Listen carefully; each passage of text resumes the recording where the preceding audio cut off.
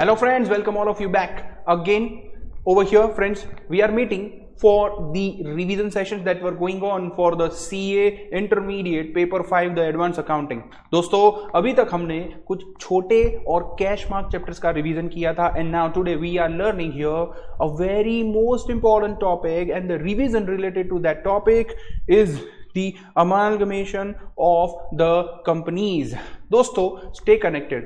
Before I start with the topic, the concept revision that we were dealing with, हम यहाँ पर किसी भी प्रकार के क्वेश्चन को इन डेप्थ सॉल्व नहीं करने वाले हैं, but yes, we will look out the important crux of the few questions. Exactly the base is module, so kindly stay connected. दोस्तों यहाँ पर before I want to start with the amalgamation of the companies, I hope अभी तक आपने small topics के revision का parts and the quick revision you have gone through, and now here you are looking towards the big chapters in the group 2 advanced accounting. दोस्तों तीन important chapters जहां पर आप बिगर क्वेश्चन 16 मार्क्स क्वेश्चंस को expect कर सकते हैं, that is the amalgamation of the companies. Kindly stay tune. Amalgamation of the companies, this is related to the company account matters. Another, you guys are looking towards the partnership accounts. Guys, in the partnership accounting you can talk about 3 parts.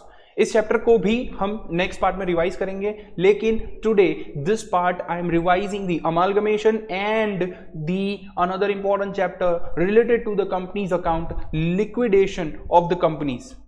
दोस्तों in the partnership you have the concept of dissolution questions. Then in the dissolution we also talk about the dissolution accounting and the piecemeal distribution. That's 2 parts are there. Another was the conversion of a partnership firm into a company, and last one was amalgamation of the 2 partnership firms. I hope friends आप सभी को ये base याद होगा. दोस्तों यहां पर only in 40 to 50 minutes around we will revise the amalgamation of the companies. Today we are going to deal with this part, so kindly stay connected. The next also the bigger chapter is the consolidation. So हम next session के अंदर partnership and consolidation के important points and उन important crux को पूरी तरह से revise करेंगे. यहां पर today I am dealing with one the companies amalgamation and the liquidation of the companies. So ये बड़े चैप्टर्स में always you should look for some general things. I will guide you that. देखिए आप सभी को इन चैप्टर्स में एक procedure, बार बार एक प्रोसीजर को रिवाइज करना जरूरी है. In 16 marks questions of these bigger questions, so over there are 10 to 11 marks are always some general procedures that you need to do. एक एडजस्टमेंट विल बी देयर जहां पर आपके 5 मार्क्स का जो पोर्शन है 11 + 5 इफ आई कंसीडर, तो वो एक टिपिकल पोर्शन होता है जिस एडजस्टमेंट की वजह से यू गेट कंफ्यूज्ड. बट दोस्तों अगर हम इन तीनों चैप्टर में एक स्पेसिफिक प्रोसीजर को फिक्स, भले कोई भी क्वेश्चन है, अगर उसे पहले ही कंप्लीट करेंगे, so minimum your 10 to 11 marks are easily to be scored. दोस्तों इस प्रोसीजर को हम इस रिवीजन सेशन में पूरी अच्छी तरह से समझते जाएंगे. So now without wasting more time, I would like to go for the amalgamation of the companies. Let us start the concept revision for that first one. हम एक basic अगर understanding करते हैं, the basic that relates to the what is amalgamation, that I hope you know very well, where a company is purchasing a business of another company. Okay, ये base हो गया. Amalgamation के अंदर हम अलग अलग स्ट्रक्चर्स भी समझ सकते हैं.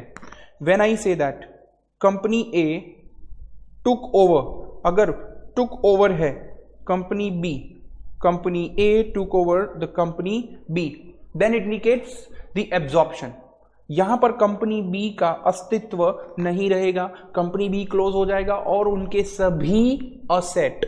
देखिए दोस्तों एक रेलेवेंट मैटर है कि असेट लायबिलिटीज, पूरा बिजनेस टेक ओवर हो रहा है, तो असेट लायबिलिटीज ये सब कुछ कंपनी ए के पास चला जाएगा, कंपनी बी के असेट लायबिलिटीज कंपनी बी के ट्रांसफर हो गए, that is related to a company. Next thing that I want to convey, that in the another part, that is the company C has been formulated by amalgamating two of the companies A and B. इसे हम combination B कहते हैं. This is absorption, first one is absorption, दूसरा combination. ये theoretical base था. इसमें से सिर्फ आपको जो बेसिक याद रखने जैसी चीज है, for accounting purpose we don't count it on कि ये अमालगमेशन जो एब्जॉर्प्शन है कि it is related to combination etcetera. No, we don't see that. The simple thing that we need to check for accounting purpose, the accounting standard number 14 specifies the accounting methodology for amalgamation of the two companies. दोस्तों, मैं यहां पर उन दोनों method को in a simple manner आपको bifurcate करके दिखाऊंगा.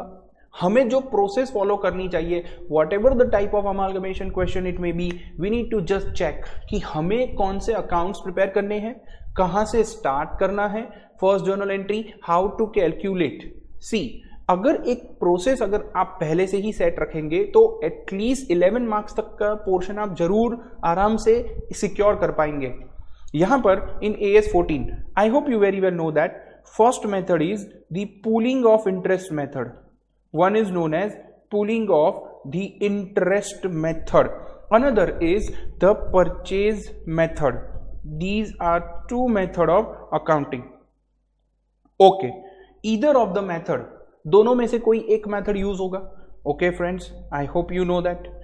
AS14 के पर्सपेक्टिव से अमालगमेशन को इन्हीं दो अलग अलग मेथड्स में बाइफरकेट किया गया है. दोस्तों, हमें ये मेथड जो कंसीडर करनी है, only and only, be very much careful, only from view point of purchaser देखनी होती है. मतलब कि अगर परचेजर का accounting journal entries, ledger posting अगर आपको पूछा गया है, then what will you check? You will importantly focus on the two of the methods, either of them is applicable from view point of the purchaser company, not the vendor. ये एक बात आप जरूर ध्यान रखेंगे. सर, हमें कौन सी मेथड कब अप्लाई करनी है, ये पूरा गाइडेंस आपको यहां पर मिलेगा. Stay connected friends. Here very very typical points I will consider, but आपको एक ऐसा प्रोसेस में देकर जाना चाहता हूं in this session, so that अभी इसके बाद आप जो भी अमालगमेशन के क्वेश्चन डील करेंगे, यहां पर always you will follow the process. Okay, basic understanding आपको पता ही है कि ये दोनों मेथड हमें कंसीडर करना होता है. Okay, now before starting, hereby there are two parties to the accounts. I hope आप समझ सकते हैं. In the two parties in the amalgamation transaction, one is the purchaser company taking, see ये arrow जब इस तरफ है, मतलब आप समझ रहे उनके पास कुछ आ रहा है. they are taking the assets, all the assets or the liabilities. I can say assets, liabilities they are purchasing, or maybe they will purchase entire business. maybe कुछ assets कुछ liability ही खरीदे हैं, maybe possible पूरा business ही take over किया है. See, from seller, or we consider as a vendor company. We consider vendor company as a word indicated by AS14. ठीक है friends. So as you can see over here, when the assets and liabilities are taken up, assets liabilities purchaser के पास आ रहा है. In return to that, purchaser is giving certain, you say I am talking about purchaser's accounting. देख लीजिए दोस्तों, मैंने इस पूरे चैप्टर को दो पार्ट्स में बाइफरकेट किया. The accounting for the purchaser perspective, two methods are there. Accounting for vendors perspective. आज सिर्फ ये समझिए, मैं आपको क्वेश्चंस में लेकर जाऊंगा, मैं बताऊंगा कि मेरी प्रोसेस में आपको जो बता रहा हूं वो आप इन क्वेश्चंस में कैसे अप्लाई करते हैं. नॉर्मल परचेजर का पर्सपेक्टिव, परचेजर वेंडर को क्या पेमेंट करेगा? Now it may be the cash, it may be equity share capital. Issue होगा, 1 minute, important is the word issue the equity share capital or maybe the preference share capital.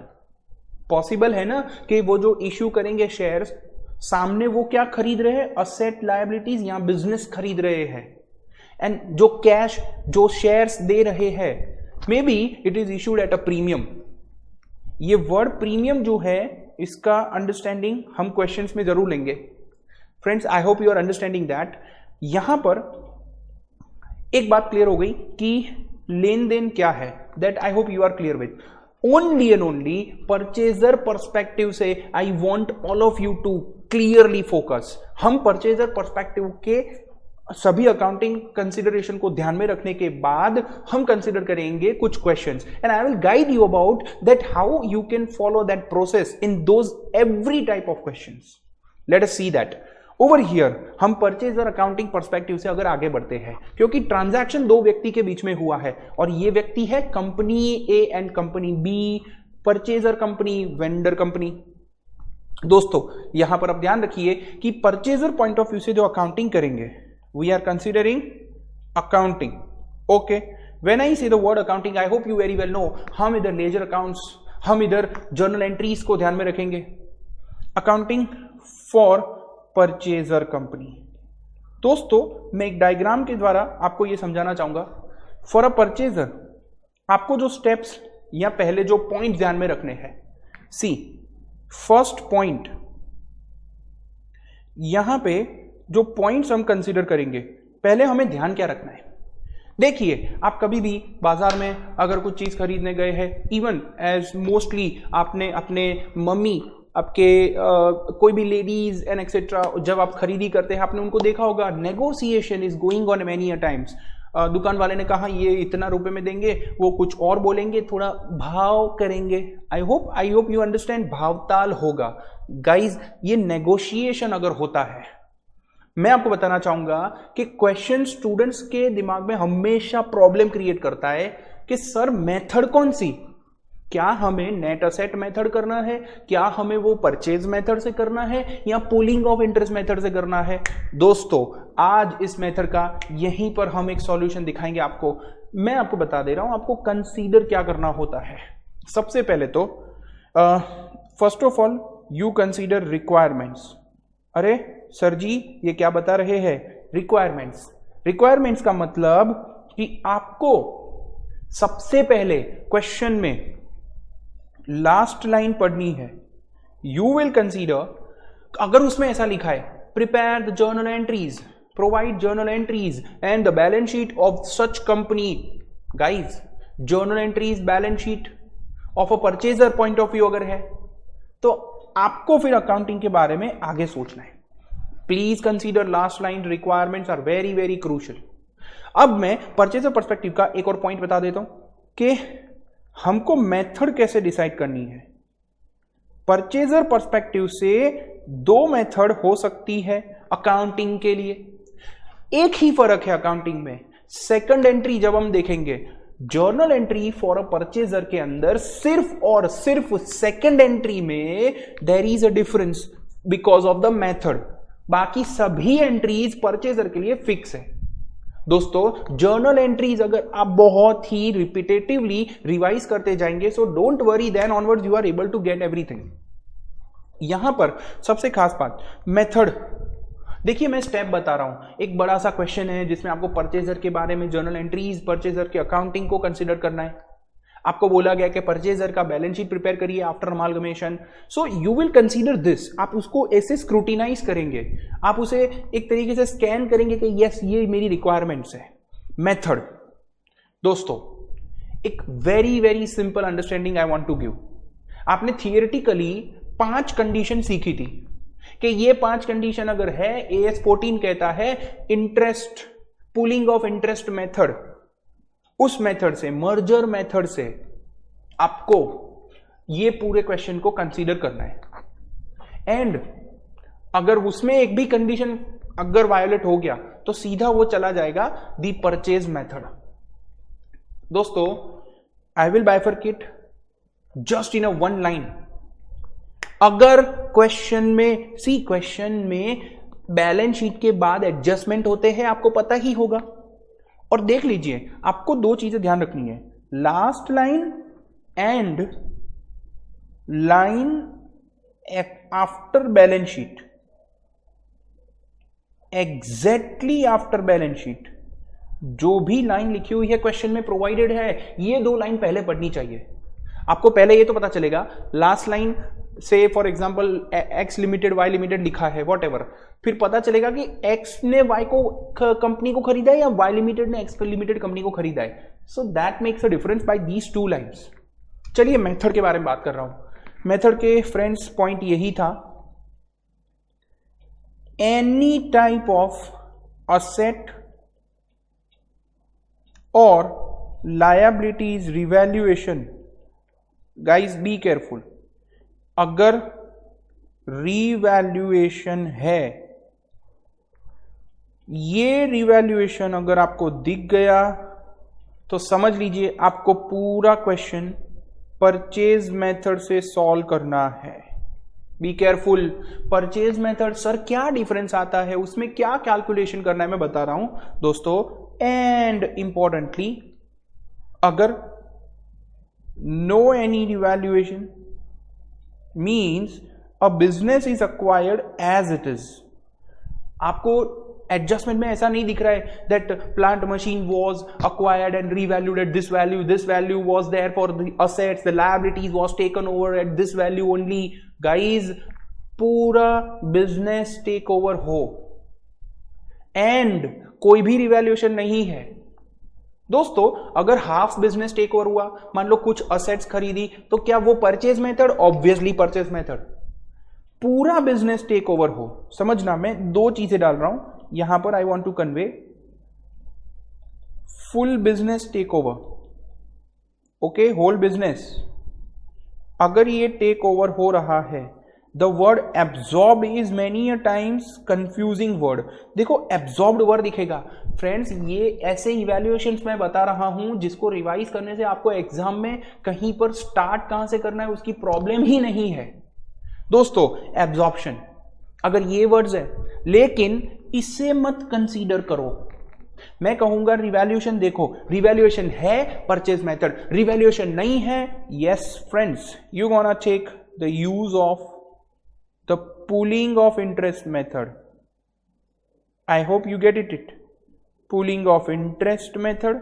And friends, this pooling method, this interest method basically also known as merger method. I hope you get it. Merger. दोस्तों, सो यहां ये दोनों method के द्वारा accounting purchaser का consider किया जाएगा। तो बस अब बात आती है, सर हमें डिफरेंस बता दीजिए, परचेजर का अकाउंटिंग में हमें क्या ध्यान रखना है। जर्नल एंट्रीज, पहली ही जर्नल एंट्री कभी भी मत भूलिएगा। Directly you guys going to do first entry.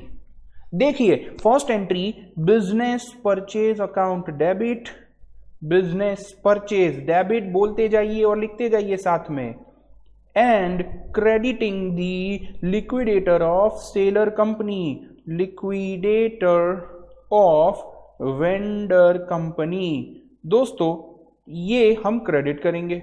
I hope you get it. So the thing that is conveyed here, sir यहां पर वैल्यू क्या लिखेंगे? कुछ भी हो जाए, यहां पर वैल्यू परचेज कंसीडरेशन की ही लिखनी है। दोस्तों, परचेजर के पॉइंट ऑफ व्यू से पहली ही ये एंट्री आप ऑलवेज कंसीडर करते हैं। परचेज कंसीडरेशन गिनते समय आप देखो, मैं परचेजर, लास्ट लाइन में बोला गया है कि accounting entries for the purchaser लिखिए, प्रोवाइड करिए, indicates that as a purchaser, हम खुद परचेजर है। तो सीधी बात है, कोई परचेजर अगर नेगोशिएशन कर रहा है, समझ लीजिएगा, नेगोशिएशन कर रहा है, and that method is basically, I hope you get it, may be any type of method, any type of method. Purchase consideration अगर गिवन है for equity share capital, preference share capital, cash portion etcetera, that is okay. परंतु मान लीजिए अगर उस purchase consideration के साथ साथ क्वेश्चन में गुडविल का शब्द दिख गया, आपको क्या करना है, एक प्रोसेस में जाना है, मुझे देखना है कि गुडविल है, ओके हाँ एडजस्टमेंट में गुडविल है, अगर वो एडजस्टमेंट में गुडविल है तो ये बात आप जरूर ध्यान रखेंगे दोस्तों, आप गुडविल अकाउंट डेबिट जरूर करेंगे, लेकिन purchase consideration you will making it equal to the net assets, ये आप कृपया करके ध्यान रखेंगे। नेट असेट्स क्या होता है, सेलर कंपनी, वेंडर कंपनी की असेट हम खरीद रहे हैं, वो असेट्स माइनस लायबिलिटीज का वैल्यू, उन सभी असेट्स, सभी liabilities including long term debentures liability, asset minus liability का नेगोशिएटेड रीवैल्यू। बी केयरफुल, मैंने अकाउंटिंग के लिए ये नहीं कंसीडर किया, मैं तो परचेज कंसीडरेशन ढूंढने के लिए ये कर रहा हूं। अगर गुडविल है ना तो समझ जाइए purchase consideration equivalent to net asset रहेगा। कई बार मैं एक और बताऊं, क्वेश्चन में आपको यह बताया है अगर कि the consideration to equity share capital was a 10 rupees shares, अरे सर कितने शेयर्स, नहीं पता ना, अगर नहीं पता तो समझ जाइएगा कि आपको नेट असेट और परचेज कंसीडरेशन को इक्वेट करते हुए फिर आपको ढूंढना है कि अगर परचेज कंसीडरेशन अगर नेट असेट के इक्वल है तो प्रेफरेंस शेयर्स को निकाल के कितने शेयर इक्विटी को देंगे। These are typical adjustments. पर दोस्तों आप अगर सही शुरुआत एक जगह से करके गए तो यहां every time you gonna get your final answer. So friends, be careful. Given it is okay, not given purchase consideration equivalent to net asset, मतलब कि यहां पर आपको net asset ढूंढना होगा दोस्तों। Now the second question that goes to second entry, लगभग friends in the second entry we consider, आपको लगभग इतना क्राइटेरिया पता चल गया होगा कि पहली एंट्री थी कि हमने बिजनेस परचेज किया, बिजनेस का नाम क्या होता है, what is a business considered over here, all the resources, assets and liabilities, obligations of a business. So over here हम असेट्स अकाउंट डेबिट कर देंगे, सभी असेट्स, जितनी भी असेट्स आ रही है, we credit the liabilities account. अब दोस्तों सेकेंड एंट्री में मेथड का फर्क पड़ेगा, फर्स्ट एंट्री में भी होता है because purchase consideration net asset से इक्वेट होता है तो रिवैल्यूएशन में होगा। दोस्तों हम यहां पर liabilities will be credited, I hope you consider that. Another thing that we will also credit, we will close the business purchase account, we will consider to business purchase account. I hope आपको ये याद है। अब देखिए दोस्तों, one another very important thing I want to convey, अगर goodwill है तो प्रॉब्लम नहीं है, लेकिन अगर अब इसी क्वेश्चन में कुछ और चीज आई वांट टू ऐड। मान लीजिए ये असेट्स की वैल्यूज रिवैल्यूएशन, देखो जो व्यक्ति परचेज कर रहा है उसने भाव ताल करवाया, रिवैल्यूएशन करवाया, तो वो व्यक्ति अपने भाव पे, उसने जिस भाव पे खरीदा वो कंसीडर करेगा ना, बैलेंस शीट में जो वैल्यू लिखी है वो नहीं देखेगा वो। समझिएगा, बैलेंस शीट वैल्यूज और एडजस्टमेंट की रिवैल्यूएशन सीधी बात है भाई, वो नेगोशिएटेड वैल्यू है। सो दोस्तों मान लीजिए I want to add values like this 1000 over here, liabilities were like 600 for me and it is given कि बिजनेस परचेज मतलब कि परचेज कंसीडरेशन की अमाउंट जो थी 800 था, तो आप समझ सकते हैं यहां पे 400 डिफरेंस आया। ये अगर, सुन लीजिए बहुत ध्यान से, ये अगर आपका परचेज मेथड है तो गुडविल डेबिट होगा। अगर ये आपका simply saying it is a method considered to be, yes, say for example we consider you say merger, that is pooling of interest method, then it is known as loss on merger. I hope friends you understand it, the loss on merger। ये loss आप इधर debit भी कर सकते हैं या तो इस अमाउंट को आप उतना रिजर्व सरप्लस माइनस करेंगे इन दी मर्जर मेथड। दोस्तों अगर मर्जर मेथड होता है तो यहां पर आप इसे क्रेडिट करते हैं रिजर्व्स एंड सरप्लस को भी। याद है, आप पीएनएल, जनरल रिजर्व, सबके बैलेंस को और क्रेडिट करते जाएंगे, बट ये कब आप क्रेडिट कर रहे हैं, देखिए if merger or pooling of interest method, pooling of POI. I hope you get it. So in that method you credit the reserves and surplus. दोस्तों ये ब्रीफ, ये इसी स्टेटमेंट में इसी तरह एक प्रोसेस के द्वारा you have to complete the question. लेकिन now the question arises, sir अगर डिफरेंस इस तरफ होता तो it would have been a capital reserve. अगर कौन सी मेथड है? परचेज मेथड है. और अगर क्रेडिट साइड पे डिफरेंस आ रहा है, आप जानते हैं इट्स अ कैपिटल रिजर्व, और इसके बदले में हम बोलेंगे इसे गेन ऑन मर्जर, और हम इसे मर्जर एडजस्टमेंट भी बोलते हैं. सो दीज टू थिंग्स, जैसे गुडविल के और में लॉस ऑन मर्जर डेबिट हुआ था, कैपिटल रिजर्व के ऑप्शन में गेन ऑन अ मर्जर वो क्रेडिट होगा. सेकंड एंट्री में मेथड की वजह से ये दोनों चीजों में ही आपको थोड़ा सा बदलाव देखने को मिलेगा, परंतु आपको एक बात पता हो गई होगी कि हमें परचेज कंसीडरेशन ढूंढना आना ही चाहिए. I hope you get it. Purchase consideration and relevantly net asset. Purchase method में आपको उन दोनों को ही कंपेयर करना होता है, आप तो जानते ही है. बट दोस्तों if you write all these things, see this is revalued asset amounts, be careful. We consider liabilities are also revalued amounts. आपको पहले एंट्रीज लिखते जाना है. जस्ट सिंपली इन्हीं एंट्रीज के बेस पे आप परचेजर कंपनी के बैलेंसेस में सेट ऑफ कर पाएंगे और नया एंट्री, नया बैलेंस शीट आप ढूंढ पाएंगे. दोस्तों after that the third thing, the third journal entry, दोस्तों इसे हम कहते हैं टेक ओवर की entries. The second entry is the take over of assets. Third entry is the payment of purchase consideration. देखिए ये एंट्रीज अभी तक मैंने कुछ एडजस्टमेंट की बात ही नहीं की है. दोस्तों मैं बताऊंगा वो कौन से एडजस्टमेंट है.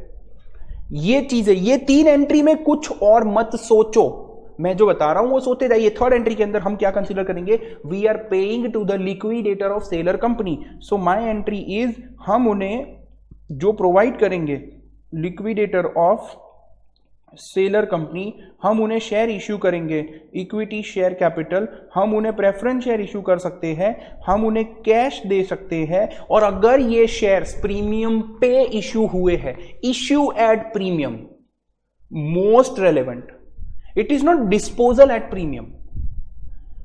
यहां पर अगर इश्यू एट प्रीमियम है, so I hope you very well know securities premium we credit.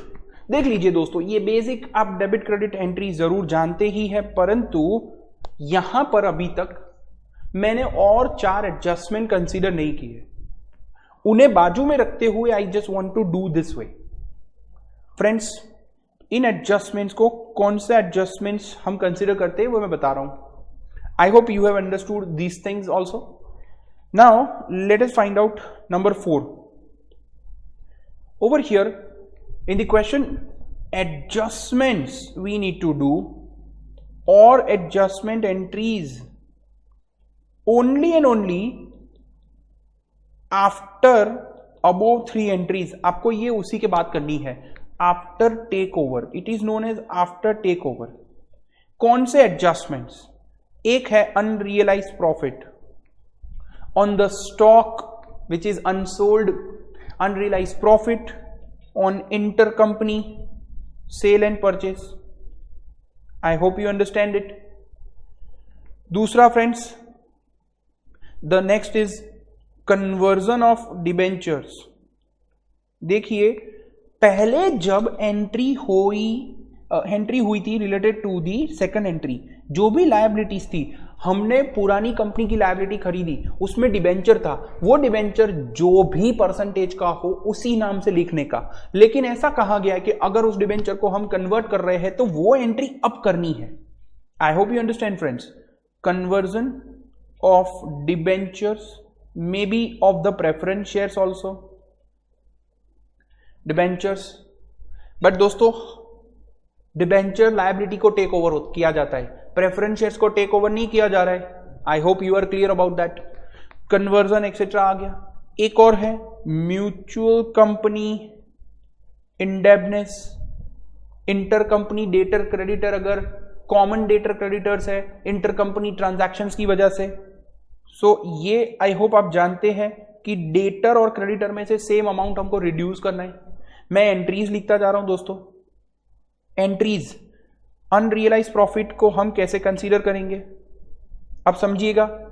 अगर परचेजर कंपनी उन्होंने गुड्स बेचे थे, 1 minute guys, okay, just consider that together with me. Okay, here we are. So we were considering this entry unrealized profit के तौर पे जो entries थी, we are counting that. Unrealized profit, what you guys were considering that?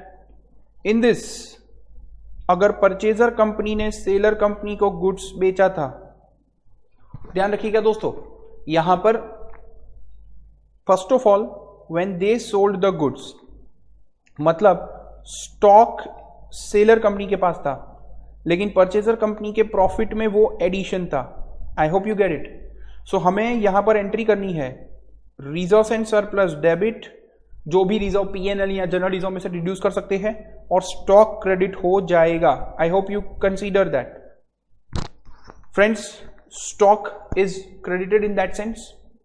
Now another relevant thing, seller company had sold the goods to purchaser company. Okay, अगर उन्होंने goods sale किया था, seller company के profit में ये stock है। दोस्तों my mistake, one thing is clear over here, यहां पर हमें गुडविल डेबिट करना है। सेलर कंपनी के स्टॉक में रिडक्शन करना है, गुडविल इतना हम डेबिट जरूर करेंगे। And if it is lower the profit of a seller company, purchaser company के स्टॉक में वो शामिल था, तो हम रिजर्व्स एंड सरप्लस डेबिट करेंगे and we will credit to the stock account. देखिए दोस्तों एक ही फर्क पड़ा। See over here goodwill, why it is so. देखिए हमने सेलर कंपनी का जो स्टॉक टेक ओवर किया, एक्चुअली वो स्टॉक जो है उसकी वैल्यूएशन डाउन करनी थी, हमने किसी असेट की वैल्यू ज्यादा कंसीडर की है। दोस्तों वो स्टॉक जब टेक ओवर हुआ तब सेलर कंपनी के बैलेंस शीट की वैल्यू या रीवैल्यू वो ही कंसीडर करोगे आप, लेकिन when you consider for unrealised profit, this is the entry. आपको अनरियलाइज्ड प्रॉफिट कैलकुलेट करना जरूर आता होगा, आई होप सो। दोस्तों this is the most relevant difference, unrealised profit. एक और adjustment that you know very well, conversion of the debentures. This is very easy to take care of because the old debentures debit करोगे, new debentures credit करोगे। Old debentures debit and new are credited. I hope you are able to get it into this.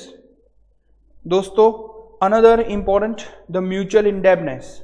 The mutual indebtedness entry will be debit the payables, and payables मतलब creditors, and credit the receivables।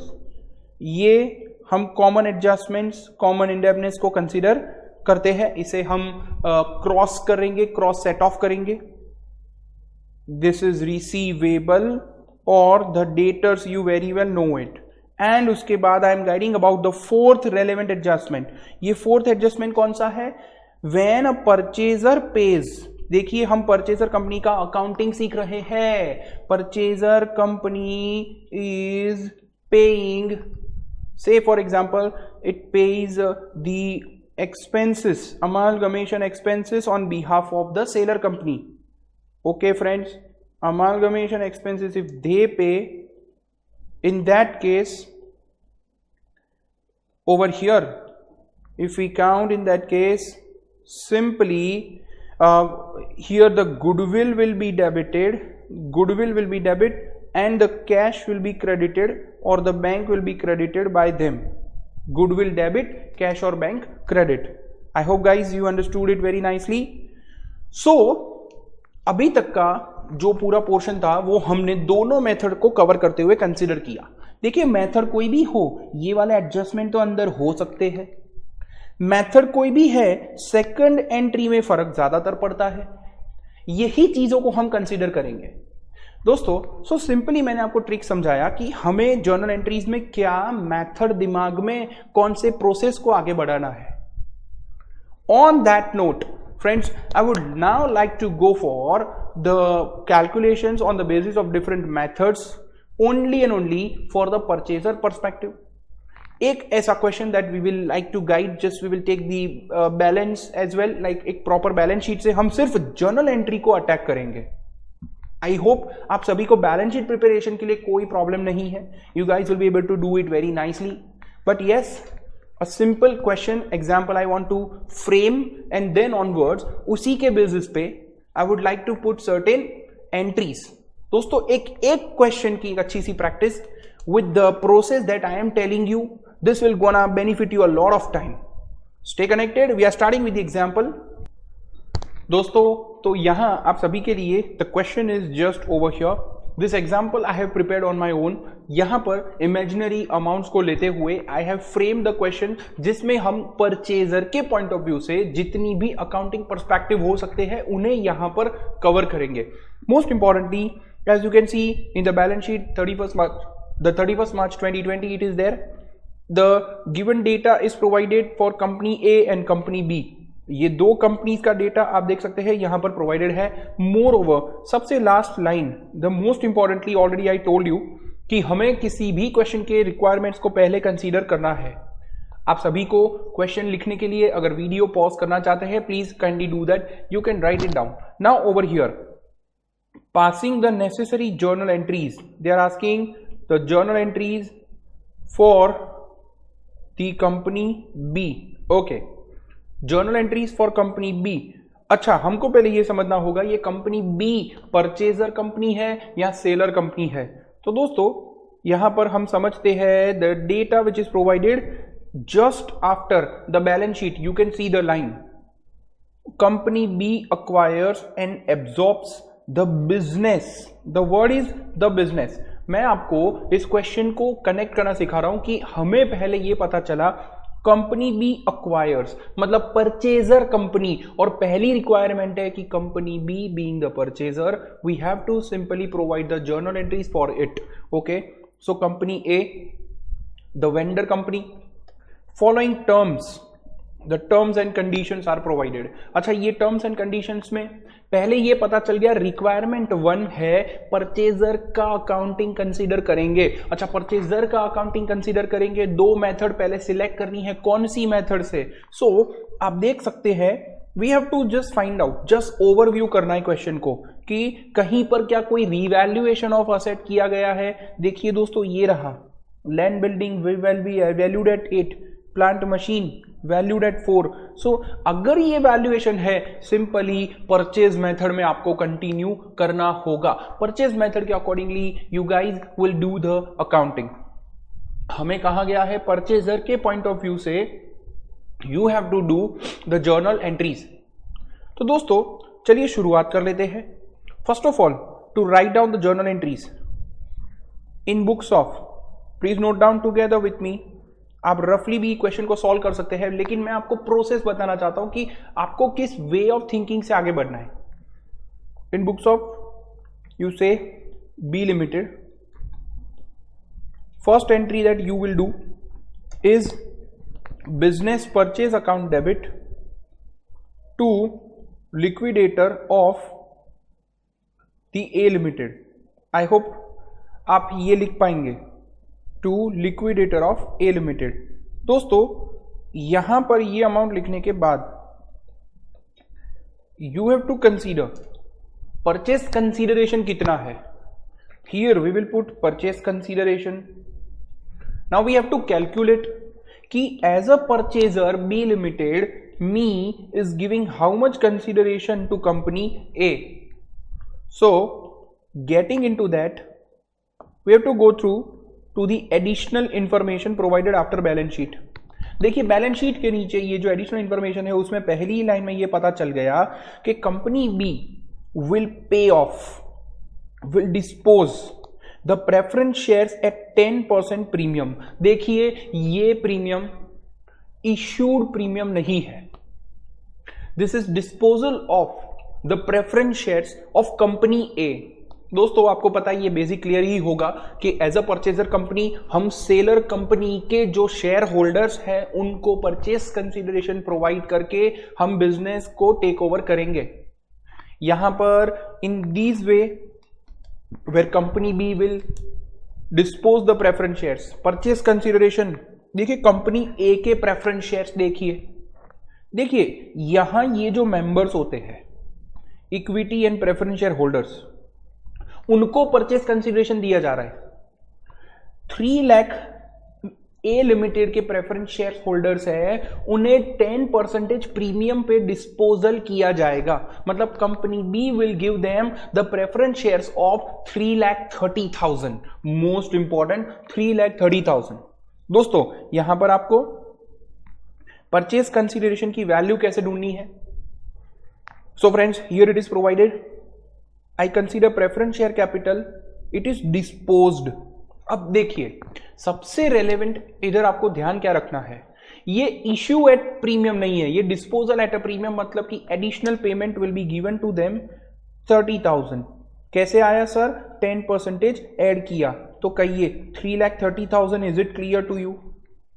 Now one important point that will come, what about the equity share capital? चलिए देखते हैं additional information में। दोस्तों question की additional information number 2, equity shares of company B will be issued at 25% premium, but how much equity shares? क्या ये आपको question में बताया गया है? नो। अगर ये हिंट आपको क्वेश्चन में नहीं दिया क्लियरली कि कितने इक्विटी शेयर इश्यू होंगे, say for example 2 equity shares against that 3 equity shares, अगर ऐसा भी नहीं कहा गया है, so it indicates here कि यहां पर परचेस कंसीडरेशन को हम नेट असेट के इक्विवेलेंट कंसीडर करेंगे। while calculating net asset आपको ये revalued amounts कंसीडर करनी है, और सबसे ज्यादा relevant you also will have to consider the goodwill that has been valued 1 lakh. तो दोस्तों हमने पहले शुरुआत की फर्स्ट एंट्री से, business purchase account debit to liquidator. हमें परचेज कंसीडरेशन अमाउंट की जरूरत थी, हम ढूंढने गए ये अमाउंट, अरे भाई ये रही अमाउंट, लेकिन equity share capital I don't know. अब यहां पर the total purchase consideration I will have to count, but I don't know. Hereby the one and only simple thing, goodwill question के अंदर है, मतलब नेट असेट, मतलब purchase method से ही अकाउंटिंग चलेगा, that is okay. But yes friends, यहां net asset हमको अलग से ढूंढना होगा, विच इज टेकन ओवर। अगर ऐसा लिखा है कि stock was not taken over, तो क्या नेट असेट में उसे कंसीडर करेंगे? अरे मैं परचेजर, मैं उस सेलर कंपनी का स्टॉक अगर नहीं टेक ओवर कर रहा, मतलब मैं खरीद ही नहीं रहा, तो मुझे नेट असेट में उसे इंक्लूड नहीं करना है। Revalued amounts, be careful, not the balance sheet values. However दोस्तों यहां पहली लाइन में एक बार पता चल गई थी, बैलेंस शीट के बाद ये क्लियरली लिखा था कि पूरा बिजनेस टेक ओवर हो रहा है। So here it is clear, very much provided कि हमें सभी असेट्स सभी लायबिलिटीज को टेक ओवर तो करना है, लेकिन उसमें से कुछ असेट्स कुछ लायबिलिटीज को we have considered a revalued amount. चलिए कंसीडर करते हैं दोस्तों। सबसे पहले कंपनी ए के नेट असेट्स को कैलकुलेट करेंगे। यहां पर इंट्रिंसिक वैल्यू का भी कंसेप्ट इंक्लूड किया जा सकता है। मैं सिर्फ इतना कहना चाहूंगा दोस्तों, घबराइएगा नहीं, the intrinsic value is nothing but the पर शेयर नेट असेट वैल्यू। पर शेयर आप नेट असेट ढूंढते हो, उसे इक्विटी शेयर से डिवाइड कर दीजिए, तो आपको क्या मिलेगा? That is intrinsic value of the equity shares. That is all okay. अगर वो क्वेश्चन में कहा गया है कि equity shares are to be issued at the intrinsic value price, तो हम उसे जरूर कंसीडर करते। यहां नेट असेट ढूंढना था।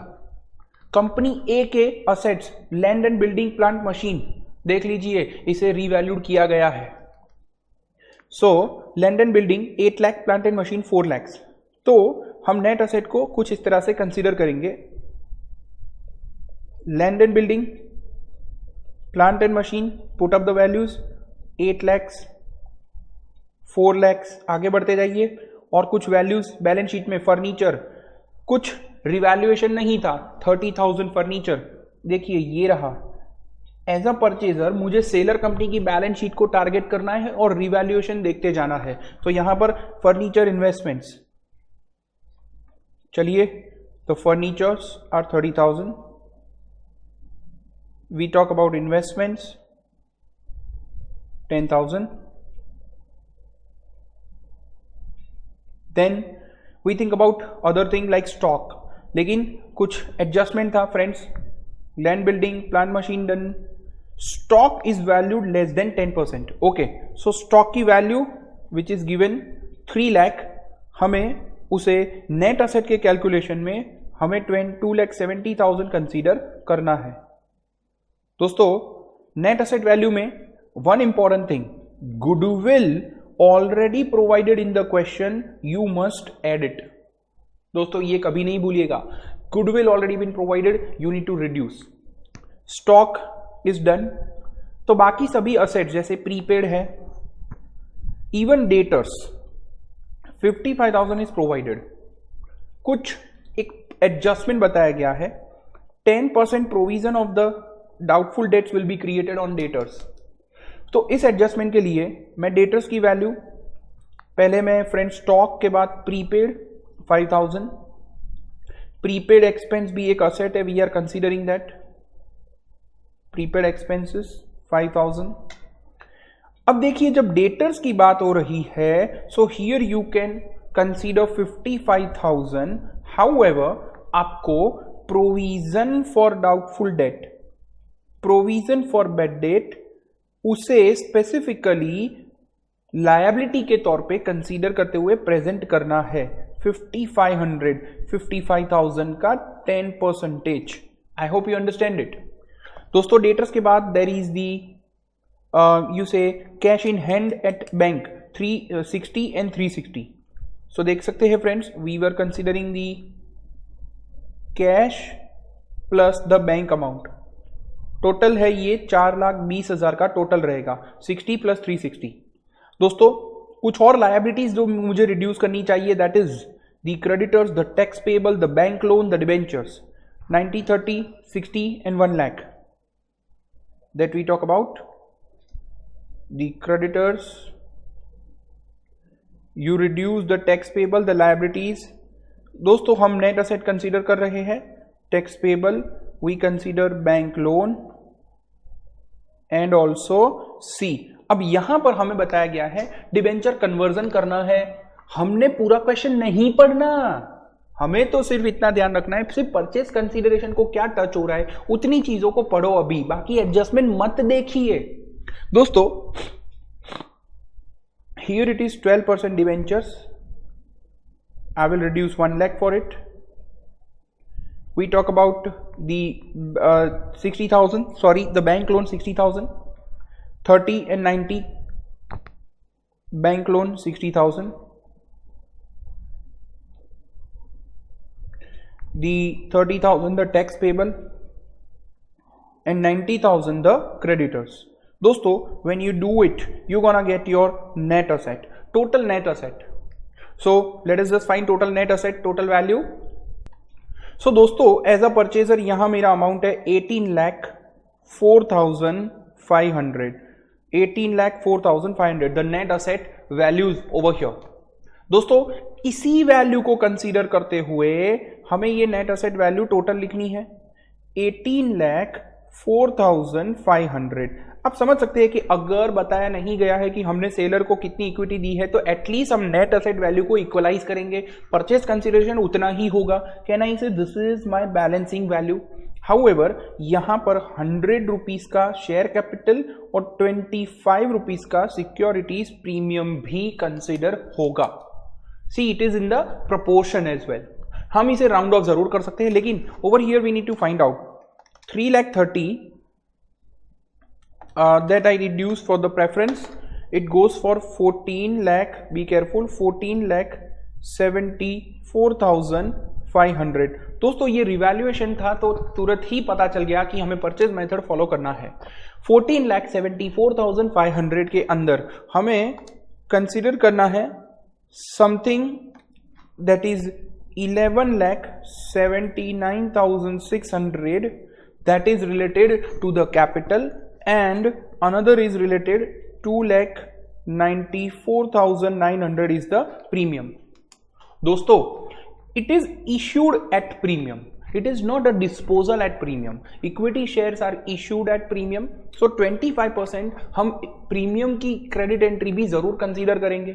देखिए फर्स्ट एंट्री हमको 18,04,500 लिखना है. Purchase consideration 18,04,500. अब सेकंड एंट्री आप जानते ही है कि हमें सभी असेट्स सभी लायबिलिटीज को कंसीडर करना है. जैसे कि हम गुडविल डेबिट करेंगे, plant and machinery, land and building, ये सभी आपको रीवैल्यूड अमाउंट कंसीडर करते हुए करना है. We consider the stock, we consider investments. I hope you consider guys. So ये सभी चीजें जो हमने इधर कंसीडर की थी, goodwill, land building, plant, furniture, stock, prepaid, debtors, creditors, tax payable, bank loan, so ये सभी चीजें I will debit. We talk about even furniture, आप लिख सकते हैं friends.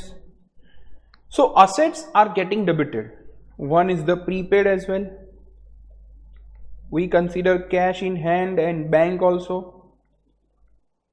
We credit provision for doubtful debt. That provision for bad debt is credited. We will credit bank loan. We credit the tax payable. आप वही amount लिख सकते हैं. We credit the creditors total payable, my creditors. देखिए दोस्तों, अभी ये जो क्रेडिटर्स है जो भी बैलेंस शीट में थे वही मैंने कंसीडर कर लिए. अभी मुझे एडिशनल एडजस्टमेंट देखने की और जरूरत नहीं थी. सो यहां पर over here the 12% debentures also been considered. With that at last business purchase account हम क्रेडिट करेंगे. जर्नल एंट्री टैली हो जाए इसका आप जरूर ध्यान रखिएगा. Business purchase we will consider. दोस्तों बस इसी कंसिडरेशन को ध्यान में रखते हुए with this all the values, the journal entries we have kept here, the goodwill that has been considered, with that business purchase will be credited. यहां पर इन एट ऑल अब जर्नल एंट्रीज में third entry relevantly what we will take care, we will pay to the liquidator of A limited. Sorry, in the liquidator of A limited we will pay them 18,04,500. but how it is been paid, be very much careful. Preference share capital 3,30,000. to securities premium 2,94,900. to equity share capital. I hope आप जानते ही है, आपने ये consider किया 11,79,600. 11,79,600. and in that entire way we had done with this preference shares payments and considering the others also. दोस्तों ये तीन entry तक हमें और कुछ सोचने की भी जरूरत नहीं है. सिर्फ ये तीन एंट्रीज खत्म होने के बाद एज अ परचेजर अब आपको अदर एडजस्टमेंट्स पे ध्यान देना है. जैसे first adjustments, debentures converted to be converted in 15%. चलिए एंट्री कर लीजिए. देखो बी लिमिटेड ने पहले तो 12% डिबेंचर को टेक ओवर कर लिया. अब उनके बैलेंस शीट में ये लायबिलिटी बन के आया था, उन्हें वो कन्वर्ट कर रहे हैं. देखिए दोस्तों, they will count it like this simply. Journal entry adjustment number 4, entry number 4 rather we consider the 12% कितने के डिबेंचर्स है. I hope you are getting it guys. 12% debenture debit to the 15% debentures account. That's what you get friends. 12% debenture to 15%. Whatever the value, this is the value of rupees 1 lakh, I think so. Yes friends, 1 lakh debentures. इतने हमको simply convert करने हैं. अब आप देख सकते हैं कि कंपनी बी के खुद के भी डिबेंचर्स है, वो तो 12% ही है. कोई बात नहीं ना, 2 डिबेंचर हो जाएंगे. चलिए दोस्तों और आगे बढ़ते हैं, एडजस्टमेंट और आगे बढ़ते हैं. goodwill that has been done. Number 5, number 6, B Limited has agreed to pay the legal expenses of the amalgamation of company A. Friends, B Limited, we are purchaser, we will gonna pay the 10,000 amalgamation expense of A Limited. बहुत important journal entry आप जो ध्यान रखेंगे, amalgamation expense paid by purchaser. Purchaser क्या entry करता है देख लीजिए friends, it is debit the goodwill क्योंकि extra expenses paid at the time of the take over, always purchaser goodwill consider करेगा. Friends, goodwill account debit to the cash और bank, rather यहां they have agreed to पे. तो आप बोल सकते हैं सर आउटस्टैंडिंग रख सकते हैं. ओके फ्रेंड्स, कोई बात नहीं, we will consider outstanding expenses, we consider 10,000. दोस्तों, इस एंट्री को, ये एडजस्टमेंट्स को उन 3 एंट्री करते समय देखो भी मत, उन तीनों पे पहले फोकस रखना चाहिए. And then we are considering the 6th one over here. The company A had sold the goods. दोस्तों, seller company, the vendor company, उन्होंने गुड्स कंपनी बी को बेचा था. 10,000 के गुड्स को 12,000 में बेचा था. मतलब उसमें I will say the unrealized profit is 2,000 because that stock is still lying in the company's B's go down. Friends, seller company ने बेचा तो सेलर कंपनी के प्रॉफिट, उनके प्रॉफिट में that much you say the value of reduction was there. And company B के खुद के stock में this value is there, 2000 is higher proportion. So दोस्तों, हमने तो स्टॉक टेक ओवर किया, अरे स्टॉक तो हमारे स्टॉक में गड़बड़ है. दोस्तों, यहां पर relevantly what you consider is you gonna debit the reserves and surplus. Say for example we gonna debit the P&L account. P&L account will be debited to the stock value that will be credited. अगर ये reverse होता, we would have considered goodwill. यहां seller company ने बेचा है P&L debit, लेकिन purchaser ने बेचा होता, हमने एज अ परचेजर बेचा होता और वही स्टॉक हम वापस टेक ओवर करें तो उसके लिए goodwill debit. I hope you understand friends. So over here 2000 the stock value. The next we talk about, guys, and you say the last adjustment, receivable of company A. Company A को कुछ पैसा लेना है, from whom? That is from company B. So दोस्तों, this is very clear to all of you that you gonna debit the creditors and gonna creditors account would be debit to the debtors that you will credit, that is 30,000 the mutual indebtedness. I hope दोस्तों आप ये consider कर सकते हैं. Friends, यहां पर मैंने आपको एक ओवरऑल सिनेरियो बताया कि एज अ परचेजर हम कौन से ऐसे एडजस्टमेंट से डील करते हैं. 6 number, the 7 number that we consider, hereby we consider number 5 and 4. ये 4 इंपॉर्टेंट ऐसे एडजस्टमेंट्स है. ये डिफरेंट एडजस्टमेंट्स को ऑलवेज पहली 3 एंट्री से अलग रखिए. दोस्तों, आप फर्स्ट 3 एंट्रीज में डायरेक्टली फोकस करते हैं इन बातों का, that in first entry purchase consideration ढूंढना है. अगर सीधी तरह से दिया है no problem at all. Otherwise हमें यह कंसीडर करना है कि अगर परचेज कंसीडरेशन में कोई मिसिंग अमाउंट बोल रहे हैं तो मतलब कि purchase consideration equivalent to net asset हो जाएगा and we have to find the net asset separately. दोस्तों, liquidators business purchase debit, I hope you can consider that. Second entry में असेट्स आने दीजिए, असेट्स डेबिट. लायबिलिटीज आने दीजिए, liabilities credit, business purchase credit. अगर मान लीजिए कोई डिफरेंस बच रहा है, आपको गुडविल पहले से नहीं दिया था तो वो डिफरेंस में आ सकता है. आपको अगर कोई डेटा नहीं था, डिफरेंस आ रहा है क्रेडिट साइड पे, तो फ्रेंड्स वो हो सकता है आपका capital reserve in the purchase method. दोस्तों, यहां पर over here if there would have been the merger method, तो हमें इधर जब भी मैं लायबिलिटीज भी क्रेडिट कर रहा हूं, मुझे उनके साथ साथ reserves and surplus of the seller companies भी टेक ओवर करने हैं. If would have been the merger method. So in the pooling of interest, POI method, in that method as a purchaser, friends मैं पहले भी बता चुका हूं, मैं रिपीट कर रहा हूं, हम परचेजर के पॉइंट ऑफ व्यू से जब अकाउंटिंग सोचते हैं तब ही दो मेथड की बातें आती है। सेलर के बारे में मैं आपको OLX मेथड सिखाऊंगा, OLX क्या होता है मैं समझाऊंगा फ्रेंड्स। यहां पर आपको ध्यान रखना है, परचेजर के लिए पुलिंग ऑफ इंटरेस्ट मेथड में हम परचेज कंसीडरेशन को पेड अप कैपिटल से paid up capital of the vendor company, हम उससे टारगेट करेंगे कि वेंडर कंपनी की पेड अप कैपिटल जितनी है और सामने क्या पे किया परचेज कंसीडरेशन, उसको हम क्रॉस चेक कर सकते हैं। दोस्तों yet another important thing is in that method reserve surplus जितने भी है, कौन से reserve surplus, one of the vendor companies reserve surplus, ये रिजर्व सरप्लस भी टेक ओवर कंसीडर होंगे। सेकंड एंट्री में उसे भी क्रेडिट करना है, लेकिन not in the purchase method. So दोस्तों I hope so you have just understood that in second entry of taking over the method maybe have some implication, लेकिन कुछ भी हो जाए वो जो चार एडजस्टमेंट परचेजर के हैं उसे तो आप लास्ट में ही कंसीडर करेंगे।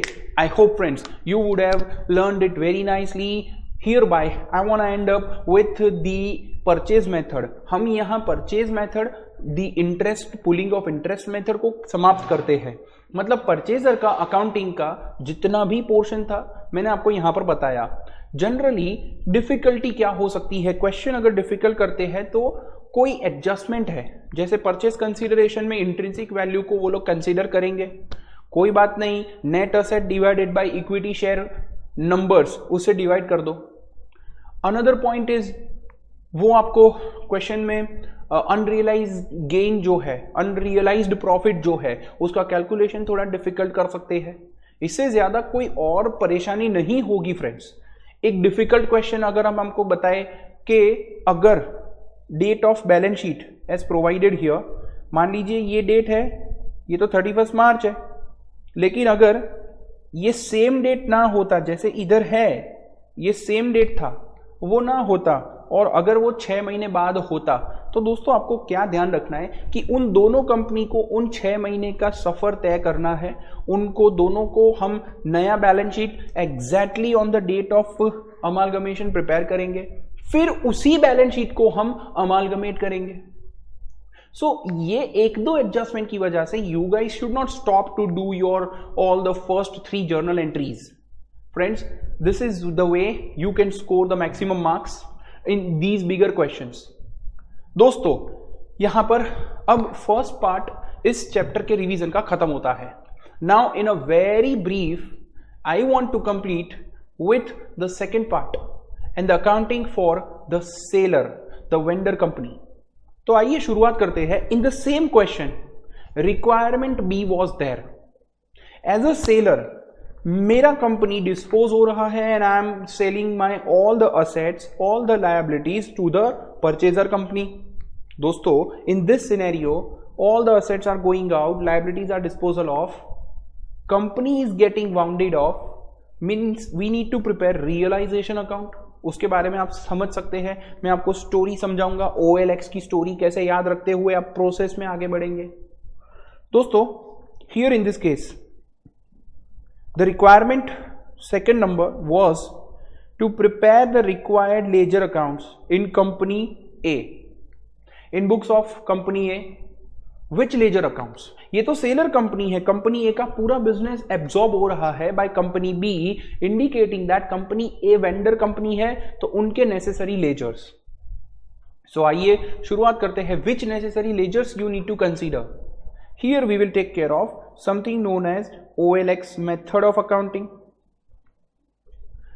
Over here, as the seller, you need to close your books of accounts. The required ledgers are, सबसे पहला जो आपको प्रिपेयर करना है रियलाइजेशन अकाउंट। मैं इसके पीछे आपको बेसिक स्टोरी समझाता हूं जो आपको याद रखने के लिए जरूर काम आएगा। Realisation account, then we talk about हमारे घर के members, that is the equity shareholder account, we consider preference shareholder account, then we will take care other assets and liabilities which is not taken over. देखिए दोस्तों, मैं as a seller मैं कुछ बेचना चाहता था बिजनेस में, कुछ असेट या लायबिलिटीज परचेजर खरीद के नहीं गया है, वो मेरे पास ही है, तो मुझे उसे डिस्पोज करना होगा ना, तो मैं उसे डायरेक्टली अकाउंट सेपरेट बनाकर रखेंगे which is not taken over. इनका अकाउंट हम बना के रखेंगे, not taken over by purchaser. We also consider the purchaser company account. Purchaser company will give as a liquidator of the company, they will give the shares of their company. Purchaser company account we will prepare, and you guys can prepare the shares of a purchaser company account. Shares of purchaser company, ये दोनों account obviously friends it is different for all of you. यहां पर company close हो रहा था, here the company A getting closed, wounded off. So hereby whatever the shares received from the purchaser, that is going to be, say receiving shares are getting debited, लेकिन हम उनका बंटवारा भी करेंगे, we'll talk about that in later। But यहां पर हमें laser preparation कहा गया है। आप इसी क्वेश्चन का अगर सेलर पॉइंट ऑफ व्यू से जर्नल एंट्री अपने आप प्रैक्टिस कर लेते हैं, then my all the best wishes with you, you gonna complete and very nicely you gonna clear with this examination. आप जरूर पास हो जाओगे दोस्तों। अगर मैं लेजर पोस्टिंग बता रहा हूं तो आप जर्नल्स के बारे में सोचो, अगर मैं जर्नल्स बता रहा हूं तो लेजर्स के बारे में सोचो। ये प्रैक्टिस ही, अगर आप एक ही क्वेश्चन को भले रिवाइज करते हुए सोचते जाओगे तो आप 16 में से 11 मार्क्स मिनिमम आराम से सिक्योर कर सकते हैं दोस्तों। यहां पर मैंने आपको लिस्ट बताया, चलिए हम एक मेथड समझते, एक स्टोरी समझते हैं।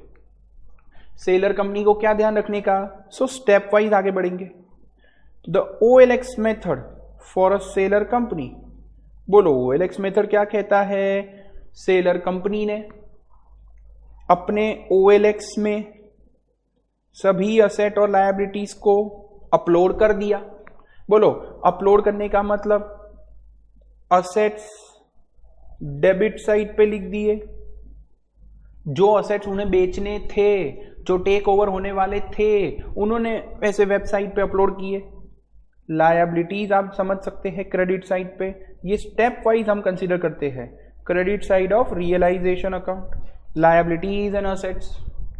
दोस्तों उनके घर के 2 सदस्य थे, एक सदस्य है इक्विटी शेयर होल्डर, वो मांगते हैं कि हमें हमारा बंटवारा दो, घर बेचने निकाला है आपने, रियलाइजेशन में अपलोड किया है, हमें हमारा बंटवारा दीजिए, equity share Capitals and reserves and surplus. अगर कोई लॉस है तो माइनस हो जाएगा। दोस्तों प्रेफरेंस शेयर होल्डर्स वो बोलते हैं हमारा प्रेफरेंस शेयर कैपिटल, हमारा अरियर्स ऑफ डिविडेंड अगर पे करना है तो दोस्तों ये पेमेंट कंसीडर किया जाएगा, ठीक है। So what we are doing, we are crediting their accounts with the equity share capital, reserve, surplus, balances.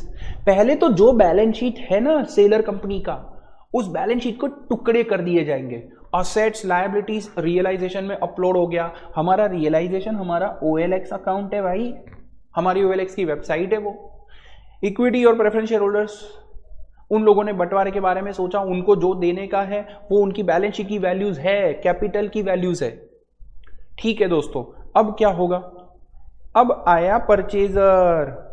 अब देखिए परचेजर कंपनी, उसे हम ने उसे जब हमारा OLX उसने देखा तो उसने कहा ठीक है, उसने थोड़ा नेगोशिएशन किया होगा। सी हमें उसने नेगोशिएशन किया नहीं किया कोई फर्क नहीं है, उससे हम परचेज कंसीडरेशन रिसीव करेंगे। और समझो मेरे OLX की साइड से, मतलब वो जो असेट जो OLX में अभी है, वो जो लायबिलिटीज OLX के अंदर है, कौन OLX, दैट इज रियलाइजेशन, तो उसके अंदर वो रियलाइजेशन में से उस असेट्स लायबिलिटीज को लेकर गया। तो आप समझ सकते हैं purchaser company purchase consideration amount that is debit and credit the realisation. फिर उनकी तरफ से कुछ आएगा, क्या आएगा, shares of a purchaser company, preference shares of company B, equity shares of company B. दोस्तों इन्वेस्टमेंट की तरह ये शेयर्स आ रहे हैं। सिक्योरिटीज प्रीमियम इधर नहीं देखने का, अरे वो तो इश्यू करने वाले के लिए सोचते हैं, ये तो रिसीव कर रहे हैं शेयर्स, उनकी वैल्यूएशन नॉर्मल, सिक्योरिटीज प्रीमियम नहीं देखने का। सो दोस्तों यहां हम इस क्वेश्चन को जब वापस से अभी वेंडर के पर्सपेक्टिव से सॉल्व करेंगे, आई विल गाइड यू। शेयर्स और जितने भी इक्विटी शेयर्स, प्रेफरेंस शेयर्स आएंगे, समझिएगा अब वो शेयर्स आ गए, घर बार बेच दिया है, अब जो भी परचेजर कंपनी ने पे किया, उन्होंने पे किया है थोड़े से इक्विटी और प्रेफरेंस। दोस्तों इन चीजों को हम डिस्ट्रीब्यूट करेंगे। सी बंटवारा होगा, बंटवारा किस में होगा? Distribute to the preference share holders, distribute to the equity share holders. Shares debit, equities, preference shareholders, they are receiving then later on. See, first of all, when the shares were received, shares debit of purchaser company and credit the purchaser company. ये entries आप जानते हैं, बस आपको इस बार लिखना है। आप समझ सकते हैं डिस्ट्रीब्यूशन करने के बाद अब आपको सबसे लास्ट क्या ध्यान रखना है। इंपॉर्टेंटली सबसे पहले प्रेफरेंस शेयर होल्डर अकाउंट को क्लोज करेंगे। देखो ये वैसे भी उस प्रकार के मेंबर्स हैं जिनको सबसे पहले पेमेंट देना है और उनको रफे दफे कर देना है। दोस्तों इनको अकाउंट को क्लोज करेंगे। इस अकाउंट में जो भी डिफरेंस होगा वो डिफरेंस रियलाइजेशन अकाउंट के द्वारा कंप्लीट होगा। मे बी क्रेडिट साइड पे डिफरेंस आया, मे बी डेबिट साइड पे डिफरेंस आया। सी मैं लेजर पोस्टिंग से आपको समझा रहा हूं दोस्तों, वो डिफरेंस लेजर पोस्टिंग से आपको पता चलेगी, उससे आप रियलाइजेशन अकाउंट में कंसीडर करोगे। देन आप क्लोज करेंगे रियलाइजेशन अकाउंट, और सबसे लास्ट में हमारे वो जीवन साथी कंपनी के वो most important people known as equity share holders, सबसे लास्ट में उन्हीं को क्लोज करना है। उनका अकाउंट क्लोज हो जाना चाहिए, उसके अकाउंट में कोई बैलेंस नहीं बचेगा। रियलाइजेशन अकाउंट का बैलेंस क्लोज होते हुए इक्विटी शेयर होल्डर अकाउंट में क्लोजर प्रोसेस आपको करनी है। एक भी डिफरेंस नहीं बचना चाहिए। अगर नहीं बच रहा ना तो समझ जाइएगा फ्रेंड्स, आपको क्वेश्चंस पूरी परफेक्टली तरीके से आपने कैलकुलेट किया है, यू आर करेक्ट। सो दोस्तों let us start considering for our questions. हम हम कुछ मॉड्यूल के टिपिकल क्वेश्चंस के सिर्फ कुछ एडजस्टमेंट्स को देखेंगे, नॉट एंटायर क्वेश्चंस। उससे पहले हमारा जो क्वेश्चन है उसे हमें डील करना चाहिए। दोस्तों तो अगर अब मैं परचेजर कंपनी ए के पॉइंट ऑफ व्यू से सोचूं तो पहले ये जो बैलेंस शीट में जो डेटा दिख रहा है, बैलेंस शीट डेटा को मुझे रियलाइजेशंस में टोटल असेट्स लिखते हुए भी I can put it, liabilities I can put it. देख लीजिए टोटल असेट वैल्यू 13,20,000 है। So I need to prepare all the ledgers. After preparing that, we will be posting the relevant entries. So let us start with it. So friends, hereby मैंने यहाँ पर सभी accounts prepare कर लिए हैं, relevant accounts. आई hope so आप सभी ने भी रफली इसे प्रिपेयर करके रखा होगा। सबसे पहले हमें जो स्टेप प्रोसेस फॉलो करना है, देखिए हम एज अ सेलर सोच रहे हैं, अब हमारा खुद का अकाउंटिंग सेलर के पॉइंट ऑफ व्यू से हमको जो भी बैलेंस शीट में असेट लायबिलिटीज के वैल्यूज दिख रहे हैं, इधर सभी असेट्स हम इसे एक टोटल असेट, सन्ड्री असेट्स के नाम पे सभी असेट का टोटल। बट देखिए दोस्तों, अगर मान लीजिए क्वेश्चन में ऐसा बोला होता stock was not taken over, तो मैं यहां पर स्टॉक कंसीडर नहीं करूंगा। यस यू कैन ऑल्सो, अगर आप चाहे तो इधर ही पुटअप कर सकते हैं, लेकिन वो स्टॉक हमने एज अ सेलर खुद से बेचा, वो परचेजर टेक ओवर करके नहीं गया है। दोस्तों sundry assets, all the total of the assets 13,20,000, book values, be much careful here, book values I am considering right now. So यहां पर 13,20,000 will be the total of all the assets. यहां पर हम सभी लायबिलिटीज, जैसे कि the liabilities of the creditors, the liabilities related to the tax payable, please put up the values. हम सिर्फ हमारी अभी जो बैलेंस शीट है उसे हम कहीं ना कहीं पर डिस्पोज कर रहे हैं। So tax payable we consider the 12% debentures, you talk about the bank loan. Please put up the values guys. So आप जानते हैं आपको पहले creditors 90, 30, 1 lakh and 60,000. I think it is 60. Yes, it is 90,000.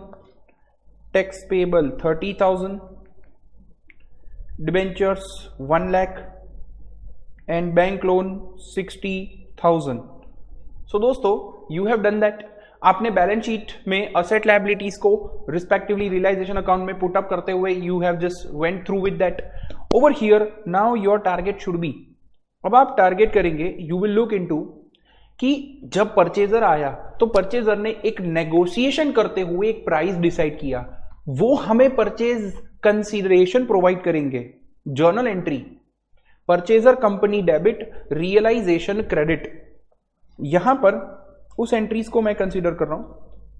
B limited amount of purchase consideration. अब देखो अब क्या problem होगी, अगर आपको सेलर का अकाउंटिंग पूछा है लेकिन सिर्फ और सिर्फ परचेज कंसीडरेशन ढूंढते समय you find out that it is equivalent to net asset, और जब नेट असेट के इक्विवेलेंट्स जाएंगे तो ये चीजें तो रीवैल्यूड थी. I hope 8 lakh 4 lakh stock में रिवैल्यूएशन था, डेटर्स में माइनस था. ये चीजें सिर्फ आप नेट असेट और परचेज कंसीडरेशन कंसीडर करने के लिए गिन रहे थे. ऐसा नहीं था कि आपको लैंड बिल्डिंग 8 लाख लिखना है यहां रियलाइजेशन में debit 8 lakh land and building. Sorry, not at all that way. These are all the book values, be careful. अब जो भी परचेज कंसीडरेशन है that was, I hope you very well know, total purchase consideration total 18,04,500. ये आप यहां पर लिखेंगे 18,04,500. Okay friends, B limited account मैंने प्रिपेयर किया है. I will put it debit realisation, put the debit realisation 18,04,500. दोस्तों नाउ परचेजर केम, उन्होंने हमसे नेगोशिएशन किया, हमें परचेज कंसीडरेशन डिसाइड किया.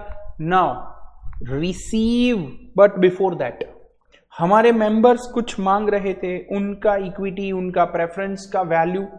यहां पर put up the values. Equity share capital by general reserve by securities premium, anything relates to the capital reserve relates to profit and loss account of the seller खुद का. See देख लीजिए, equity 5 lakh, general reserve 40,000. Friends you will put it up like this, 5 lakhs equity, general reserve 40,000. If any securities premium is there it is 90,000, capital reserve 80,000, securities premium 90,000, capital reserve 80,000. PNL, be careful, PNL balance कितना है 30,000. हम as a seller point of view से ही consider कर रहे हैं. So PNL 30,000 I will put up into equity share holder account credit side. उसी तरह प्रेफरेंस शेयर होल्डर्स, उनका कैपिटल वैल्यू उन्हें प्रोवाइड कर देना है. आप एंट्री अपने आप भी क्लियर कर सकते हैं. Preference share holders credit, preference share capital debit. It is whatever, say for example it is 10% preference share capital, this is 3 lakh. कोई भी प्रीमियम और सॉरी द डिविडेंड अरियर्स नहीं है, चलेगा. दोस्तों ये हमारे मेंबर्स, हमने पूरी बैलेंस शीट को कहीं ना कहीं पे पहले तो डिस्पोज कर दिया. अब बात आती है परचेज कंसीडरेशन इज डन, अब रिसीव हो रहा है. परचेज कंसीडरेशन के तौर पे you will receive the preference shares of B limited, equity shares of B limited. And आपको प्रीमियम पे आया या जैसे भी आया वो काउंट नहीं करना है, आप टोटल वैल्यू काउंट करेंगे. सो देखिए, debit the preference shares of B limited, debit the equity shares of B limited, credit B limited. देखिए friends, B limited is giver, they are giving you the shares, so they are giving you the preference shares of, you will count like B limited shares. You also will consider equity shares of B Limited, and you will put up the values as we have seen. See, preference shares are 3,30,000, equity shares 14 lakh, it is 14,74,500.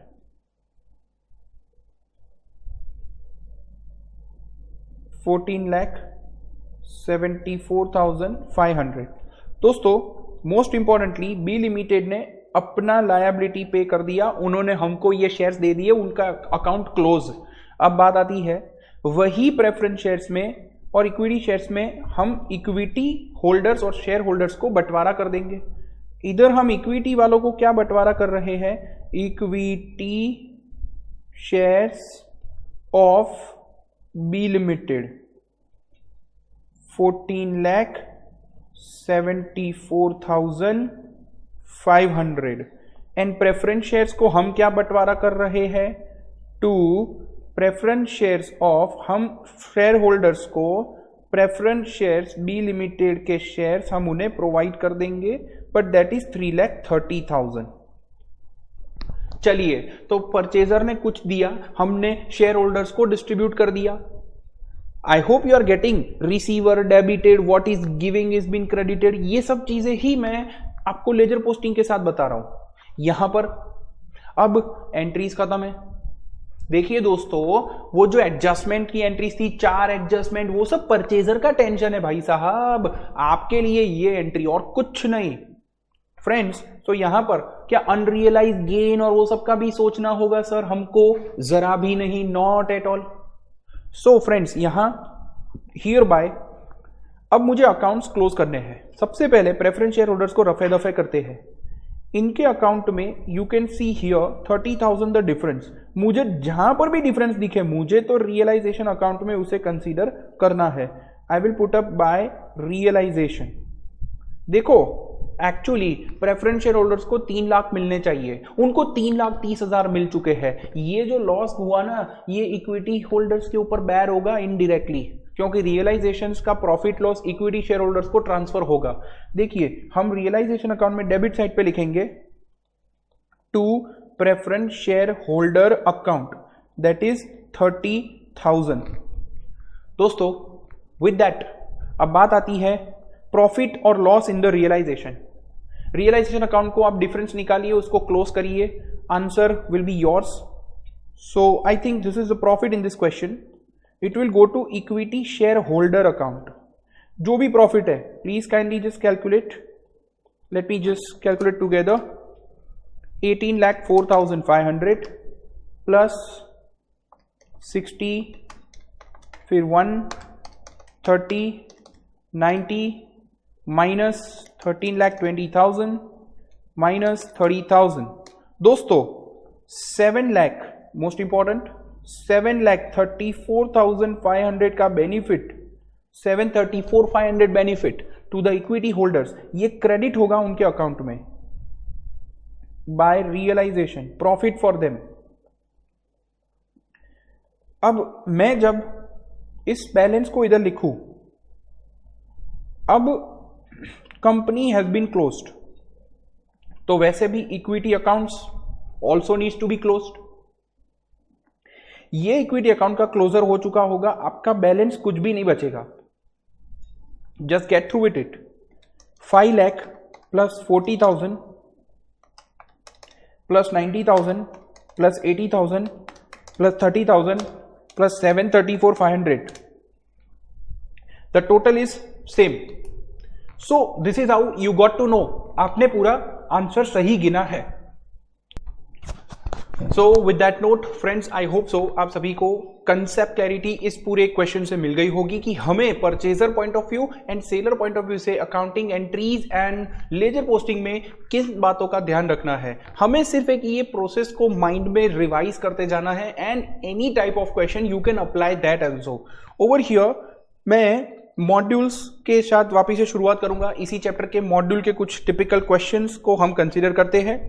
दोस्तों, first question here by provided, आप सभी को सिर्फ यहां पर last line, the requirement line, you have to read it and also have to consider that हमें ये question purchaser point of view से करना है या सेलर पॉइंट ऑफ व्यू से। लेकिन कॉन्फिडेंस इंक्रीज करने के लिए I will give you one very important tip, and the tip is that, दोस्तों let us see in this, यहां इंट्रिंसिक वैल्यू का concept that is most relevant here in the question. With that another thing was, अगर इस question में वैसे भी आपको सिर्फ रिक्वायरमेंट है परचेज कंसिडरेशन कैलकुलेट करना है, लेकिन you see very carefully over here the debenture holders are provided and discharged at a 10% premium. If they are discharged at a 10% premium, see liability को revalue किया गया है, liability का actual valuation से ज्यादा payment है, so यहाँ पर we will consider purchase method of accounting. You should do the journal entries. Sir, question में तो नहीं पूछा है. Friends, ICAI can do this type of all the play with you. आपको ready रहना है. आपके कंसेप्ट अगर क्लियर है तो आप इसी परचेस कंसिडरेशन को कैलकुलेट करने के बाद you can simply jump off to your you see all the journal entries for purchaser point of view, purchase method.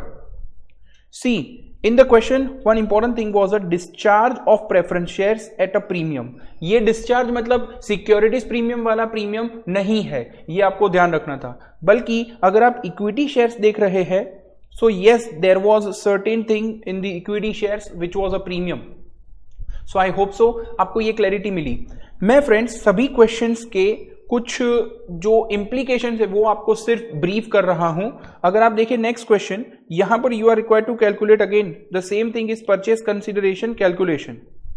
यहां पर भी there is the preference shares which has been provided something, debenture holders are provided something at a premium. So here also yes, debenture being the liability, अगर किसी asset के अंदर, अगर किसी liability के अंदर कोई भी revaluation consider हो रहा है, you have to consider that it is the purchase method of accounting that you will use. Friends, illustration number 4 में directly we will jump. यहां इस question के अंदर we have to check that provided the equity preference share issued to Gagan Limited, calculation of purchase consideration, the same things are there. लेकिन इस question का सबसे main relevant point था वो रिलेटेड था towards the equity shares in certain proportion of the last 2 preceding year profits which is provided.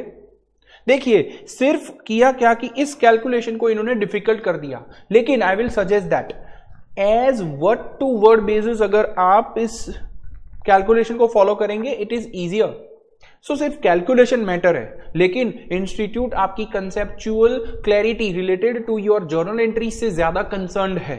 अगर आप वो जर्नल एंट्रीज भी परफेक्ट लिख ही रहे हैं सो यस डोंट वरी, अगर कैलकुलेशन एरर है you still gonna get the marks. Friends stay connected. Here now we talk about question number 5. So this is about the method of amalgamation, but be very careful. ये दोनों method, purchase method, pooling of interest method, सिर्फ purchaser के accounting के लिए important है. It is not for seller. So last line पढ़ना बहुत जरूरी है. रिक्वायरमेंट्स के साथ आगे बढ़ेंगे. Illustration 5, the X and Y limited was there. देखिए X limited take over Y limited. Most relevantly there is no any revaluation. Debentures को कन्वर्ट जरूर कर रहे हैं, लेकिन दोस्तों डिवेंचर का डिस्चार्जिंग किसी और पर्पस से, किसी प्रीमियम या डिस्काउंट से नहीं हुआ. फ्रेंड्स यहां हमें मर्जर और परचेज मेथड दोनों से कैलकुलेशन करना था. अगर आप देखें तो बैलेंस शीट ही प्रिपेयर करने को कहा गया है. माय सजेशन टू यू, आपको illustration number 5 you should give journal entries as per the purchase method and merger method from the viewpoint of purchaser. Friends, इन दोनों पार्टीज का जर्नल एंट्री का concept अगर आप स्ट्रॉन्ग रखेंगे, सी मोस्ट इंपॉर्टेंटली मैं journal entries पे आपको बार बार क्यों प्रेशराइज कर रहा हूं, because guys it is not the mathematical you say tactics will make the paper difficult, not at all. दोस्तों सिर्फ और सिर्फ जर्नल एंट्रीज अगर पेपर्स में ज्यादा पूछी जाएगी, that will make a clear difference in your concept clarity. So please stay connected with the journal entries concepts more and more. Over here हम और बात आगे बढ़ाते हैं friends. Something that we will consider in the books of accounts of the vendor company, we close the books of accounts. यहां पर आपको एक ही चीज ध्यान में रखनी है friends, journal entries rather concern more about the OLX method. आपको जर्नल एंट्रीज प्रैक्टिस करते रहना है। OLX मेथड में accounts like realization account, like the purchase company account, equity share holder, preference share holder, ये चारों बहुत ही ज्यादा रेलेवेंट है। लेकिन अगर कुछ असेट्स को टेक ओवर नहीं किया गया, so you will have to consider that separate asset account you can prepare. दोस्तों, रियलाइजेशन से ही स्टार्ट करना चाहिए आपको question. For the seller company, the vendor company, never ever talk about the revaluations. Sorry, realization की values book values से आप पहले कंसीडर करेंगे, बट ओनली सेलर को जब परचेस कंसीडरेशन कैलकुलेट करना है, अगर तब कोई रिवैल्यूएशन अगर कंसीडर किया गया है तो वो आप कैलकुलेट कर सकते हैं, लेकिन not for realization. I hope ये की पॉइंट्स आप जरूर याद रखेंगे and you will practice it better. Friends, want to go for more questions, say in the books of purchasing companies journal entries, liquidator to business purchase to liquidator, taking over all the assets, liabilities, etc. Then you talk about the liquidator to share premium to equity to preference share capital, etc. Another with that we will consider in question number 6. देखिए, आपको सिर्फ पहचानना है कि पहले last line में अगर गए तो क्या कहा गया है, closing the ledger of Better Limited. Friends, ledger of Better Limited getting closed means ledger Better Limited is getting closed of vendor company and opening entries in the books of Best Limited. Best Limited purchasing company. Friends, देख लीजिए, आपको laser close करने हैं, journal entry for purchaser भी करना है। Purchaser के लिए दोनों एंट्रीज पॉसिबल है। फ्रेंड्स, यहां पर किसी भी लायबिलिटीज को क्या रिवैल्यू, असेट को रिवैल्यू किया गया है? No assets, no liabilities been revalued. Friends, देख लीजिए, nothing been revalued. The Best Limited will take over the business of Better Limited. I hope you get it. यहां बोनस लिमिटेड बेटर लिमिटेड का सबसे पहले दिया हुआ है। अब यहां पर एक छोटा सा चेंज इस क्वेश्चन में था कि पहले अमालगमेशन को मत सोचो, पहले तो बेटर लिमिटेड की इस बैलेंस शीट में, क्वेश्चन की बैलेंस शीट में कुछ चेंज था। You gonna make it difference. Friends, with that कोई रिवैल्यूएशन नहीं है, प्योर मर्जर मेथड से आप एंट्री करते थे। अब आप देखिए, अगर मैं परचेजर के पॉइंट ऑफ व्यू से देखूं, best limited, fix asset, current asset, see business purchase की एंट्री इन्होंने पहले कंसिडर की है। Over here they have counted it like this, capital reserve इनका बेनिफिट आया। नाउ अगर स्पेसिफिकली किसी चीज का डिफरेंस है, let us see in the form of allotment on the basis of the balance sheet, taking form of allotment in shares, and I think friends the problem is that only in the question there is no revaluation of asset and still the balance here credited 3 lakh is capital reserve. My humble request to rectify and consider it as rather the gain on merger. यहां पर reserve surplus को भी take over होना चाहिए था, परंतु we need to also see whether the entire business will be taken over. Yes, on it is provided that on the basis of balance sheet considering the allotment. Friends, still I will also suggest यहां पर आपको एक ही छोटा सा change करना है answer में। See you will have to consider this as gain on merger. Reserves and surplus भी क्रेडिट करने हैं फॉर द बेटर लिमिटेड। दोस्तों, whatever it may be, then after आप देख सकते हैं the trade payable and receivable mutual indebtedness, उसको सबसे लास्ट में कंसीडर किया गया है by the purchaser. My request is only that for the purchaser, अगर आपको जर्नल एंट्री नहीं भी पूछी, किसी क्वेश्चन को वेंडर पॉइंट ऑफ व्यू से पूछा गया है, like in illustration 7 if we see the goodwill is already there, you can see here the assets taken over, inventory, receivables has been rectified, their values has been revalued. So यहां purchase method से accounting होगा। हमें क्या पूछा गया है, that we need to consider 2 of the things, preparing ledger accounts of K Limited and L Limited to close their books. C, यहां पर दोनों वेंडर कंपनी K और L लिमिटेड को क्लोज आउट करना है। LK लिमिटेड परचेजर है, realization, equity share holders, preference share holders, same for L Limited. But एक चीज यहां पर मिसिंग है, that is related to the LK Limited. See revaluation was already done, it indicates कि आपको परचेज मेथड से ही कंसिडर करना है. एलके लिमिटेड परचेजर है, उनकी जर्नल एंट्रीज इस क्वेश्चन में आपको लिखनी चाहिए. फ्रेंड्स, विद दैट नोट, अगर आप इन क्वेश्चंस तक भी एटलीस्ट कवर कर लेते हो चैप्टर को, that is enough. So even in your module, these types of questions are also provided. With that note, I would like to end up the session today for this practice session related to amalgamation. And friends, in the next session, we will look forward for the chapter which is I am skipping as of now. मैं skip कर रहा हूँ the chapter for liquidation of the companies. Then we will have the consolidation and yes, relevantly the partnership accounting. So stay connected for the next session. Best of luck. If you like this video, share it with your friends. Subscribe to our YouTube channel to watch more such videos and learn from our expert faculty members. Press the bell icon to get regular notifications whenever we upload a new video. Download NDI mobile app to get complete CA course online. We value your support. Thank you for watching.